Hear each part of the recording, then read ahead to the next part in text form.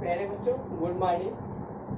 पिछली वीडियो में मैंने आपको समाकलन का इंट्रोडक्शन के बारे में बताया था और कुछ प्रॉब्लम्स बताई थी।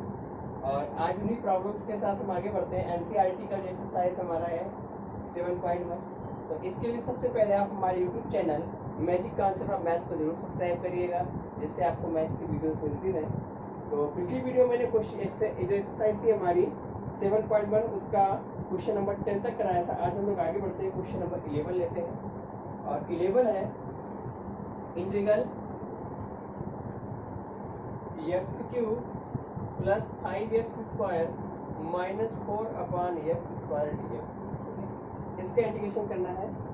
जब भी इस टाइप से इंटीग्रल तो सबसे पहले इसको अलग अलग कर लीजिएगा। तो अलग अलग करेंगे क्या आ जाएगा, x³ plus 5x² minus 4/x² और साथ में क्या लगा हुआ हमारे पास dx। तो वही अलग अलग करते हैं इसको। तो x² से क्यूब खत्म, मतलब x dx हो जाएगा, प्लस इंटीग्रल 5dx आ जाएगा और माइनस 4/x² dx। ठीक है, सबको अलग अलग कर देते हैं। ठीक, अब आगे बढ़ते हैं भाई। तो इसका इंटीग्रल करेंगे क्या आएगा, x² बटे 1 + 1, मतलब ऊपर एक घात जोड़ेंगे और एक उतना ही नीचे लिखेंगे, प्लस 5 तो कांस्टेंट बाहर आ जाएगा और dx का क्या होता है, dx होता है। ठीक, इधर पे क्या आ जाएगा, -4 इंटीग्रल, इसको ऊपर ले चलेंगे x⁻² dx। तो ये आएगा x² बटे 2 प्लस 5x माइनस, इसको करेंगे तो क्या आ जाएगा, x⁻² + 1 बटे -2 + 1 और प्लस c। आ जाएगा x² बटे 2 प्लस 5x माइनस 4, मतलब ये -1 बचेगा यहाँ पे, तो माइनस प्लस हो जाएगा। ठीक है, और यहाँ पे माइनस का इसको नीचे लाते प्लस से x हो जाएगा और प्लस c।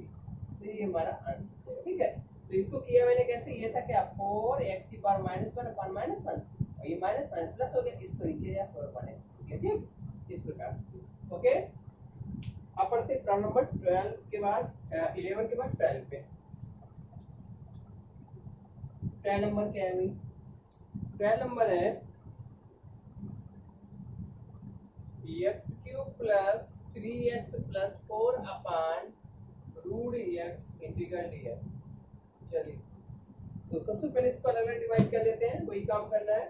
इंटीग्रल x³ और √x को हम लोग क्या लिख सकते हैं, x⁻1/2, तो x⁻1/2 लिख दिया, प्लस 3x बटे x⁻1/2 प्लस 4 बटे x⁻1/2 और पूरे के साथ क्या है भाई, dx है ना।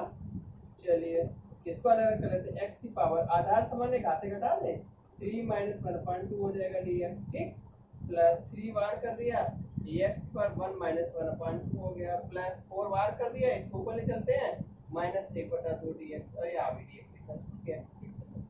तो ये क्या आ गया, इंटीग्रल x⁻5/2 dx और प्लस 3 इंटीग्रल x⁻1/2 dx और प्लस 4 इंटीग्रल x⁻−1/2 dx। अब इंटीग्रेट करिएगा तो क्या मिलेगा, x⁻5/2 प्लस 1 बटे 5/2 प्लस 1 प्लस 3 x⁻1/2 प्लस 1 बटे 1/2 प्लस 1 प्लस 4 x⁻−1/2 प्लस 1 बटे -1/2 प्लस 1 और प्लस c। इसका घात जोड़िए, कितना आ जाएगा, x⁻7/2 अपान 7/2 प्लस ये कितना हो जाएगा, 3x⁻3/2 अपान 3/2। ओके, प्लस करते 4x⁻1/2 बटे 1/2 और प्लस c। ठीक है, तो 3 से 3 खत्म, ये कितना आ जाएगा, 2/7 x⁻7/2 ऊपर लिख देता हूँ, 2/7 x⁻7/2 और प्लस 2x की पावर कितना आ जाएगा, 3/2 और यहाँ पे कितना हो जाएगा, प्लस 8 और √x और प्लस 3। ठीक है, तो इस प्रकार से प्रॉब्लम हो जाएगी। ओके, तो इस प्रकार से आप इसको करिएगा। अब आगे बढ़ते हैं प्रॉब्लम नंबर 13 पे।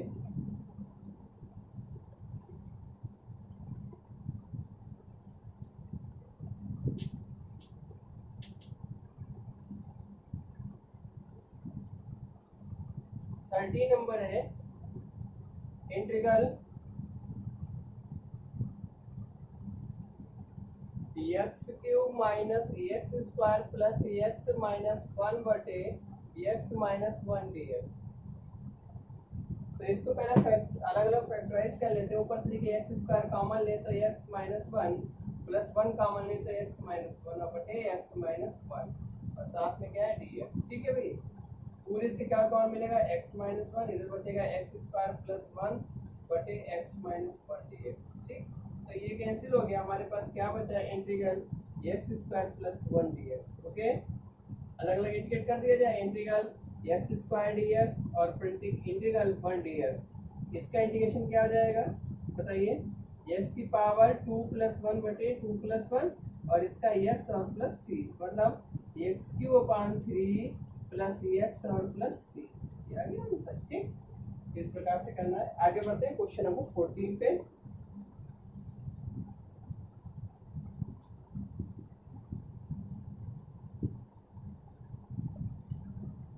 14 और 15 सेम है तो 15 में बताया, आप लोग 14 कर लीजिएगा। तो ये है भाई integral root x in bracket 3x square plus 2x plus 3dx। ठीक, इसमें भी रूट एक्स से मल्टीप्लाई करना है और 14 में भी रूट एक्स से मल्टीप्लाई करना है। तो पहले रूट एक्स से मल्टीप्लाई कर देते हैं। तो रूट एक्स का मतलब क्या होता है, अभी बताया था एक्स की पावर 1/2। ये कितना हो जाएगा 3x स्क्वायर इंटू एक्स की power 1/2 plus 2x into x की पावर 1/2 प्लस 3x की पावर 1/2 dx। ओके, अब भाई सम करके अलग अलग कर दिया जाए तो 3x की पावर कितना हो जाएगा, आधा हमारे घाते जोड़ो 2/2 कितना हो जाएगा 5/2 dx और प्लस इंटीग्रल 2x की power 3/2 dx। Okay, plus integral 3x की पावर 1/2 dx। ठीक है ना, इस प्रकार से आ जाएगा। अब इसको इंटीग्रेट करते हैं तो 3 तो बाहर आ जाएगा, x की पावर कितना होगा 5/2 प्लस 1 बटे 5/2 प्लस 1। ओके, प्लस 2x की पावर 3/2 प्लस 1 बटे 3/2 प्लस 1 प्लस 3x की पावर 1/2 प्लस 1 बटे 1/2 प्लस 1 और प्लस c। ठीक है ना, तो ये आ जाएगा ये 3x की पावर 7/2 अपॉन 7/2 प्लस इसको जोड़ेंगे तो 2x की पावर 5/2 अपॉन 5/2 प्लस 3x की पावर 3/2 अपॉन 3/2 और प्लस c। तो 3 खत्म, यहाँ से ऊपर घूम के होता है 6/7 x की पावर 7/2 प्लस 4/5 x की पावर 5/2 प्लस 2x की पावर 3/2 और प्लस c। ठीक है ना, तो इस प्रकार की जब प्रॉब्लम होगी तो हम लोग क्या करेंगे, जो भी हमारा होगा उससे मल्टीप्लाई कर देंगे, अलग अलग करेंगे, इंटीग्रेट कर लेंगे। सीधे सीधे फॉर्मूला लगाया मैंने। ठीक है, कोई दिक्कत जैसे नहीं दिक्कत होना चाहिए। आगे बढ़ते हैं, क्वेश्चन नंबर 16 पे आते हैं।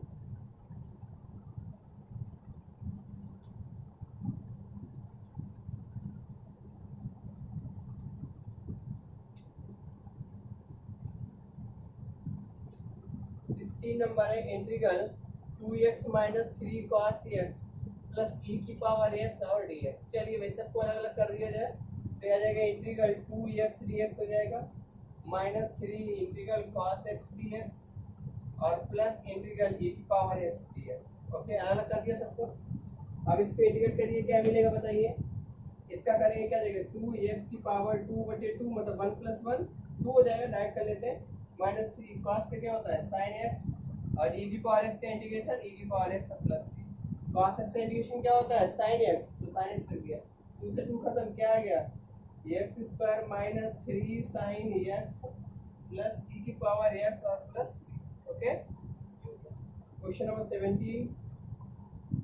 17 है integral 2x² minus 3 sin x plus 5 root x और dx। ओके, इसको भी अलग कर लीजिएगा तो क्या 2 इंटीग्रल x² dx हो जाएगा minus 3 integral sin x dx हो जाएगा और प्लस 5 इंटीग्रल x की पावर 1/2 dx हो जाएगा। ठीक, इंटीग्रेट करिए, क्या आ जाएगा 2 ये जाएगा x की पावर 3/3 क्यूब हो गया माइनस 3 sin x का क्या होता है माइनस cos x, तो माइनस cos x की वजह से क्या हो जाएगा प्लस और प्लस 5 x की पावर 1/2 प्लस 1/1/2 प्लस 1 और प्लस सी।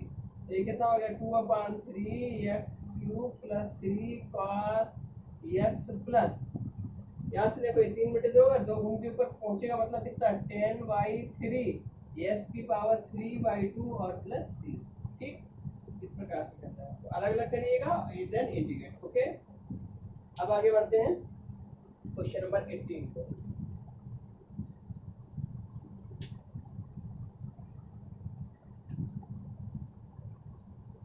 18 नंबर है integral sec x plus 10x और साथ में dx है। तो इसको अंदर मल्टीप्लाई कर देते हैं, sec स्क्वायर x हो जाएगा प्लस sec x 10x और साथ में क्या आ जाएगा dx। अलग अलग कर दिया जाए, integral sec square x dx हो जाएगा plus integral sec x 10x और साथ में dx। ओके, तो वही पहले मल्टीप्लाई किया फिर अलग कर दिया। इंटीग्रल sec स्क्वायर x का इंटीग्रेशन क्या होता है, sec स्क्वायर x का इंटीग्रेशन क्या होता है भाई, tan x होता है कि नहीं, और sec x tan x का क्या होता है sec x और प्लस क्या आ जाएगा। ओके, इस प्रकार से कर लो। क्वेश्चन नंबर 19 देखिए, 19 क्या इंटीग्रल sec स्क्वायर x बटे cos स्क्वायर x dx। तो सबसे पहले तो इसको sin बटे cos में चेंज कर लेते हैं, तो ये क्या आ जाएगा 1/cos स्क्वायर x इंटीग्रल लगा हुआ अपन 1/sin स्क्वायर x dx। ये बन जाएगा इंटीग्रल sin स्क्वायर x बटे cos स्क्वायर x dx, या कहेंगे integral tan square x dx। क्या मिल गया tan स्क्वायर x dx। अब इसको चेंज करते हैं, तो ये क्या लिख देंगे sec स्क्वायर x -1 क्या होता है tan स्क्वायर x होता है, क्यों भाई ट्रिग्नोमेट्री से tan स्क्वायर x को क्या लिख सकते हैं sec स्क्वायर x -1। इसको अलग कर दो, integral sec square x dx और माइनस इंटीग्रल 1 dx। तो sec x का क्या होता है tan x और माइनस x और प्लस c। ओके, इस प्रकार से क्वेश्चन नंबर 20 पे आइए भाई।